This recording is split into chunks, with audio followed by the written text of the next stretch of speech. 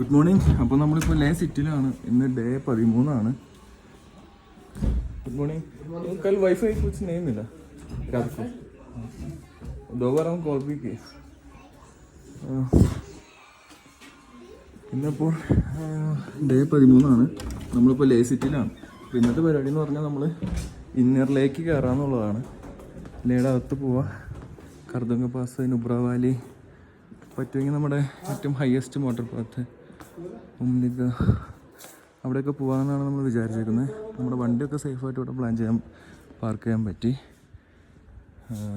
ഇവിടെ ടെമ്പറേച്ചറിൻ്റെ ചവി ഏക്കാദ്യം പറ്റി. വണ്ടിയൊക്കെ നമുക്ക് സേഫായിട്ട് പാർക്ക് ചെയ്യാൻ പറ്റി. പിന്നെ ഇവിടെ ടെമ്പറേച്ചർ എന്ന് പറഞ്ഞാൽ നമുക്ക് ഉറങ്ങാൻ പറ്റാത്ത ടെമ്പറേച്ചർ ഒന്നും ഉണ്ടായിരുന്നില്ല.